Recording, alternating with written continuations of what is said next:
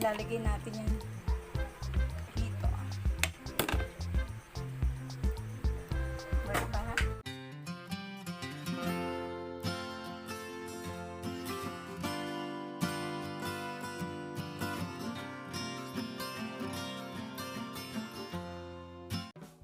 Hello guys, it's Eileen and welcome again to my YouTube channel.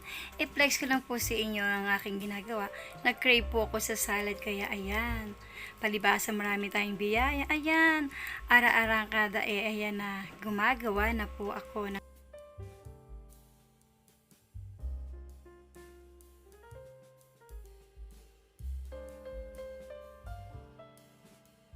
natuto kanina, yan ang naisip kong gawin. Kaya pagising ko, ayan, ginawa ko na agad.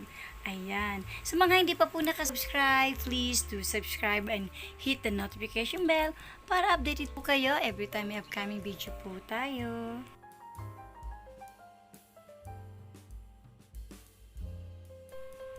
Yan. Nag-start na po tayo. Nilagay ko na yung fruit cocktail dyan. Ngayon, ayan naman. Oh, yung sarap. Natatakam na talaga ako dyan. Paano ba tayo papayat niyan? Di po ba? Simula na na-opera na ko talaga naman. Walang diet-diet, kaya tinan yung mga braso. Palaki yan, no? Di ba? Kasi minsan, nagda-dumbbell din ako. Pero magaan lang naman po yung dumbbell ko. Hindi nga alam ng asawa ko. Minsan nagda-dumbbell ako. Kasi dapat daw po, bawal pa magbuhat ng mabigat. Ayaw niya pa pag-dumbbellin. Pero magaan lang naman siya, sobrang gaan lang naman. Siyempre, kailangan din naman natin ma-stretch yung ating katawan, di po ba? Kaya ayan, kahit medyo mataba tayo, importante, malakas yung katawan na natin ngayon, di ba? Hay, saka ng diet after ng Christmas, ng New Year, tapos meron pang 3 Kings. Sasarap na pagkain, di po ba? Meron tayong mga salad, kung anong matamisan ng ating mga naiisip na gawin, di ba? Meron pang pa-coffee jelly, buko jelly, may mga pa-ubi-ubi pa dyan, di po ba? Sobrang sarap talaga naman. Nagugutom na ako mga bi. Para ko naglalaway na dyan kung titinan yung itsura ko. Kaya ayan, kagigising ko lang yan agad ginagawa ko. Tinan itsura ko. Halatang bagong gising si Inday. Nilalagyan ko din po siya ng raisin. Ayan. Pareho ko po ba kayo? Naglagay ako ng raisin, ng kaong. Minsan, nilalagyan ko din siya ng keso. But now, hindi na ako naglagay ng keso. Kasi mapaparami naman ang aking lagay dyan ng mga gatas. Sobrang sarap talaga pag bandaming gatas. Kaya ako, naku naman. Pero maliit lang ilalagay ko mga biya. Kasi nga po, maliit lang naman yung aking binuksan. Kaya binalik ko na yung malaki. Yan lang muna. Ayan, ang sarap. Sarap naman.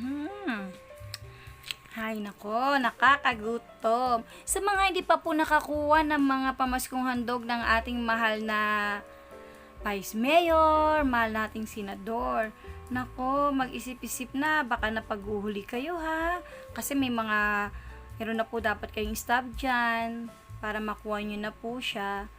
At sa mga nakakuha na namang stop, share your blessing. Baka marami na rin kayo nakuha mga biyaya, mga bigay sa trabaho ng inyong asawa, ng inyong anak. 'Di ba common na 'yun nabibigyan ng ating mga anak at asawa galing sa kanilang trabaho.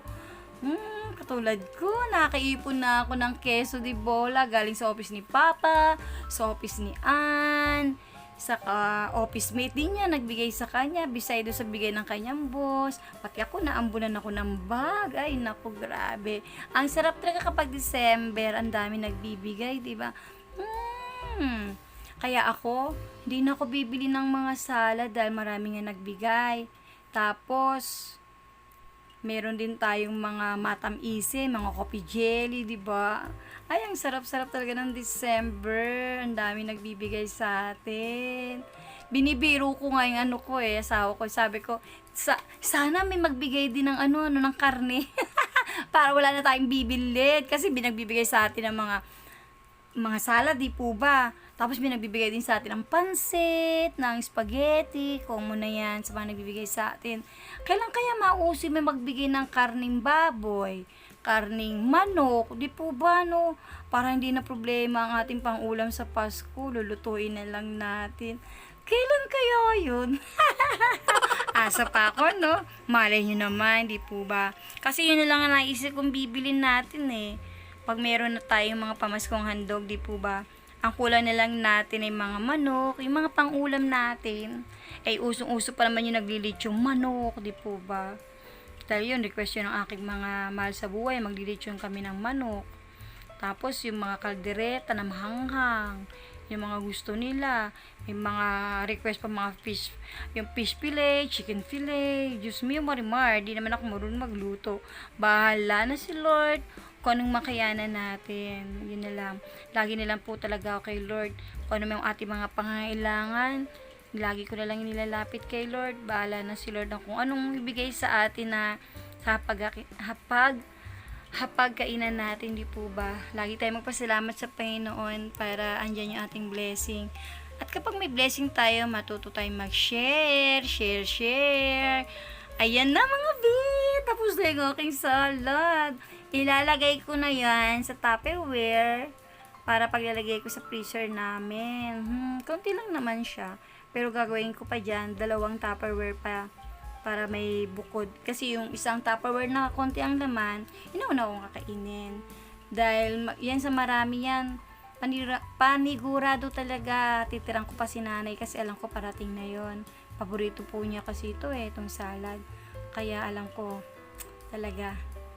Alam ko sa puso ko na darating na yon eh. Darating yun eh. Naramdaman kong darating na yon. Kaya, ayan, dyan ko siya ibabawas. Tapos yung isa pa, yan yung sa akin. Ayan. Di po ba? Para sure na meron naman si nanay abutan. Hindi pwedeng ako lang kakain. Kasi paborito din niya ng aking asawa. Kaming 3 kumain yan. Parang tumikim lang yung aking mga anak. Panigurado sa Pasko at bagong taon na yan. Tsaka sila talaga magtotodo kain. Kasi ngayon naman parang patikim lang yung ginawa ko. Hindi pa siya kompleto. Meron pa akong kaong dito. Hindi ko pa yan nilagyan. Parang nata di coco yung nailagay ko na yan eh. Tapos meron din parang yung corn, di ba? Pwede niyan lagyan. Pero pwede rin namang hindi lagyan. Depende po sa inyo. Ayan. Di ba? O, 2 yung nagawa ako. Yes! Lagay na natin yung sa rep. Kaya sa from feeling, di ba? Kapag napanaginipan mo, tapos pag-gising mo, ayan na. Ginagawa mo na. Sarap ng pakiramdam. Makakain mo agad yung napanaginipan mo lang. Ay, nako. Paano ba naman ako papayat niyan? Pasensya na kayo sa background ko makalat. Kasi biglaan talaga yung paggawa ko niyan. Hindi ko naisip na ako pala yung magbibideo. Ayan. Nakakalat-kalat. Okay lang yan. Ayan. Diba? Ang sarap. Diba? Parang poise-poise ang pagkain. Bahala kayo dyan. Basta kakain ako. Sarap. Sarap. Habang bukas ang TV, ayan, sumusulyap-sulyap talaga ako sa TV. Ang sarap talagang kumain ng salad. After 1 hour pa lang yan, aba, inilantakan ko na mga bi. Ayan, nanonood din ako sa YouTube. Kay Marcia Soriano at kay Christopher De Leon. Mga idol ko yan eh. Nakalimutan ko nga palang buksan yung ilaw namin. Pasensya na, kaya madilim. Ayan yung ilaw namin, hindi ko nabuksan. At yung pinapanood ko sa YT, ayan, hindi siya full screen. Pero okay lang naman. Basta maganda yung ating pinapanood na pelikula. Kahit hindi full screen na kanilang pagka-upload, okay lang yan. Carry ko na yan. Importante sa akin yung mensahe ng palabas. Ang ganda kasi yan eh. Ayan, di ba? Ang sarap ng kain. Nako, Silin. Paano ka papayat? Sige, kain pa, lapang pa. Naku naman, tingnan nyo naman. Grabe, ang takaw, no? Takaw-takaw ko naman. Katulad ko ba kayo? Ang takaw.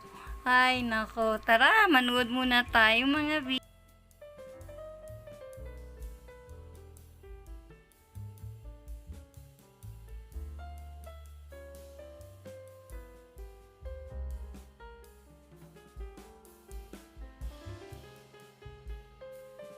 Akala mo naman yung Maritesan, dito lang sa paligid-ligid lang natin, no?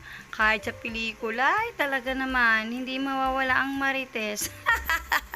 Kasama na talaga sa buhay natin yan. Naku, tawanan na lang natin yan. Sabi nga ni Pastor, dalayin nating masaya ang ating buhay dahil tayo ay dadaan laang dito sa mundong ibabaw.